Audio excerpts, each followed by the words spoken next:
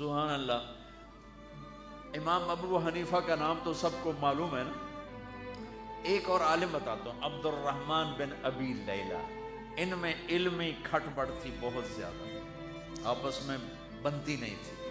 تو ابو حنیفہ جیسی ہستی جن کے کروڑوں فالوور آج ہیں، ان کی ماں کہتی نعمان یہ مسئلہ ہے، جا کے عبد الرحمن سے پوچھ گیا. زندگی میں ایک دفعہ نے کہا ماں جی میں اس کو بڑا عالم ہے میرے کو پوچھ لو. کہا اچھا ماں جی.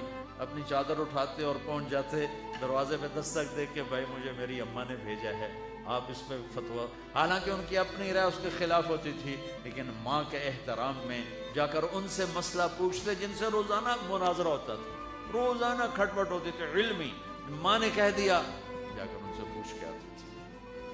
اپنی اتنی بڑی علمی قدر و منزلت کو ایک طرف رکھ دیتے تھے، نہیں میری ماں نے مجھے کہا. تو آپ سب نوجوان ہو، ماں باپ زندہ ہیں تو ان کی دعا لو، آہ نہ لو، دعا لو. مجھے یاد آیا میرے والد رحمت اللہ علیہ کا ایک دفعہ مجھے خط آیا کہ جب پیسے ختم ہوتے ہیں اسی وقت ہی تمہارا خط آتا ہے کہ پیسے بھیج دو، کبھی آگے پیچھے بھی بتا دیا کرو زندہ ہے کہ مردہ ہے. تو تعلق ہی نہیں تھا، پھر پیسے تک تھا، ابھی پیسے ڈال دو پیسے. اب تو خط کی ضرورت نہیں ہے، فون پہ ہو جاتا ہے. اس وقت یہ خط ہوتے تھے. تو میرے والد نے گلے کا خط لکھا. مجھے افسوس ہونا چاہیے تھا، میرے اوپر جوں بھی نہیں رہی. ہم نے والدین کی عظمت کو پڑھا ہی نہیں ہے. وہ تو در مصطفیٰ سے یہ چیز ملتی، محمد مصطفیٰ کے در سے یہ سبق ہمیں مل رہا ہے. ایک بدو آئے، ایک صحابی آئے، یا رسول اللہ میرا باپ میرے مال کو خرچ کر دیتا ہے، مجھ سے پوچھتا نہیں. تو ہم نے کہا بلاؤ اسے. ان کو جب بلایا گیا تو اس نے پوچھا کیوں بلا رہے ہیں؟ کہ تیرے بیٹے نے شکایت کی. تو ان کو اتنا دکھ ہوا، انہوں نے چند اشعار پڑھے دل ہی دل میں، زبان پہ نہیں دل ہی دل میں، اور مجلس میں آ گئے. جب پہنچے دربار رسالت تو جبریل آئے ہوئے، یا رسول اللہ اللہ تعالیٰ کہہ رہے ہیں اس کا مسئلہ بعد میں سنیں، اس سے کہیں وہ شعر سنا جو تو نے بیٹے کے گلے میں کہے ہیں اور اب تیری زبان سے ادا نہیں ہوئے پر تیرے اللہ نے سنے. تو آپ نے اس سے فرمایا اچھا بھی تیری گل تو میں بعد سنوں گا، تو پہلے میں نے شعر سنا. انہوں نے کہا اشہد انک رسول اللہ، میں گواہی دیتا ہوں آپ اللہ کے رسول. یا رسول اللہ میں نے دکھ میں چند اشعار زبان سے نہیں دل ہی دل میں دہرائے تھے، اور آپ کے رب نے عرشوں پہ سنا. واقعی آپ کا رب بھی سچا اور آپ بھی سچے. آپ نے کہا کیا کہا تھا؟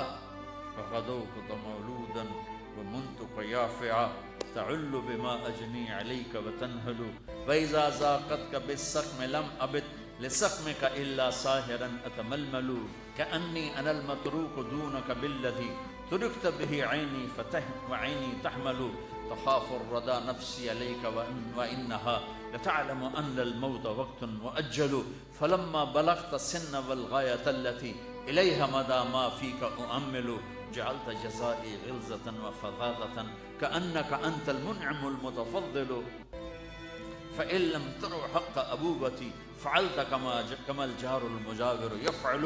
میرے نبی کے ٹپ ٹپ آنسو. کہا میرے بیٹے جس دن تو پیدا ہوا ہم نے اس دن اپنی ذات کے لیے جینا چھوڑ دیا، ہم نے تیرے لیے زندگی کا سفر شروع کیا. تجھے ٹھنڈی چھاؤں میں بٹھانے کے لیے گرم ہواؤں سے لڑا، تمہیں ٹھنڈی ہواؤں سے بچانے کے لیے برفانی راتوں میں کام کیا، تیری ایک مسکراہٹ دیکھنے کے لیے ساری ساری رات تڑپا، ساری ساری رات اپنے آپ کو کوہلو کے بیل کی طرح اپنی ساری جوانی کا رس نچوڑ کے تیری ہڈیوں میں ڈال دیا. میں بوڑھا ہوتا گیا، تو پروان چڑھتا گیا، میری کمر جھک گئی، تیری کمر اٹھ گئی، میری ٹانگوں سے جان نکل گئی، تیری ٹانگیں مضبوط ہو گئی، میرے ہاتھ کانپنے لگے، تیرے ہاتھ مضبوط ہوئے، میں لڑکھڑانے لگا، تو اترانے لگا. تو مجھے خیال آیا کہ جیسے میں اس کے لیے دھکے کھاتا تھا، اس کی زندگی کی دعائیں مانگتا تھا، اس کے لیے تڑپتا تھا، چلو آج میرا یہ سہارا بنے گا. لیکن جب تجھ میں جوانی کی لہر دوڑی اور مجھے بڑھاپے نے کھا لیا. جب جوانی میں تجھ میں رنگ بھرا اور بڑھاپے نے میرے رنگ چھین لیے. جب جوانی نے تجھے سیدھا کیا، بڑھاپے نے مجھے ٹیڑھا کر دیا. کمر جھکا دی تو ایک دم تو مجھے ایسے گھور کے دیکھنے لگا.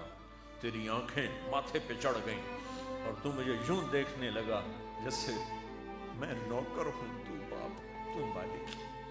تو میں نے اپنی 30 سالہ زندگی کو جھٹلا دیا کہ ہاں میں باپ نہیں ہوں، میں نوکر ہوں. یہ میرا سردار. اگر یہ بیٹا ہوتا تو یوں تو نہ کرتا. اس نے میری راتوں کے تڑپنے کو بھلایا، میرے گرمی سردی سے لڑنے کو بھلایا، کولو کے بیل کی طرح میرے چکر کاٹنے کو بھلایا. اپنی خوشیوں کو دفن کر دیا اپنے سینے میں، قبرستان بنا دیا اپنے سینے کو، اپنی خواہشات کا اور اپنی خوشیوں کا. اور آج تو مجھ سے ایسے بات کرتا ہے جیسے میں نوکر ہوں اور تو میرا آقا ہے. اچھا میرے بیٹے، میں نوکر سے ہی، تو سب، پر میں تیرا پڑوسی. تو بندہ پڑوسی سے پوچھ ہی لیتا ہے کیا حال ہے، کوئی ضرورت تو نہیں، اتنا ہی پوچھ لیتے. دیکھو میں آج رو رہا ہوں، یہ بڑے دردناک اشعار ہیں. میری اردو میں اتنی وسعت نہیں ہے کہ میں ان اشعار کا درد سمجھ سکوں اردو کے الفاظ میں، لیکن اتنا بتاتا ہوں کہ میرے نبی روتے روتے ہچکی لگ گئی، اتنا روئے. آپ نے اس بچے کے گریبان کو یہاں سے پکڑ کر دفع ہو جا، میری نظروں سے دور ہو جا. انت و مالک لابی، تیرا سب کچھ تیرے باپ کا ہے. یہی باپ آج تمہارے ہاتھوں ذلیل ہو رہے ہیں، یہی باپ آج تمہاری آنکھوں کو. ایک بچہ اپنے باپ سے کہہ رہا تھا، میں بھی بیٹھا تھا، تو آج تک میرے واسطے کی کیتا ہے. بہت پرانی بات ہے لیکن میں اب رو رہا ہوں. اس کے باپ کا دکھی چہرہ میری آنکھوں کے سامنے آ گیا. تو آج تک میرے واسطے کی کیتا ہے. اور آگے باپ کہہ رہا تھا، اچھا میرا پتر، اچھا میرا پتر، تہاڈا بھی ویلا آ ہی جائے گا. اچھا میرا پتر، تہاڈا بھی ویلا، یعنی آگے تیرے بیٹے بھی ایک دن آئیں گے، پھر تجھ سے کہیں گے تو آج میرے واسطے کی کیتا. بد وقت تیرے لیے تو تیرا باپ پس کے رہ گیا.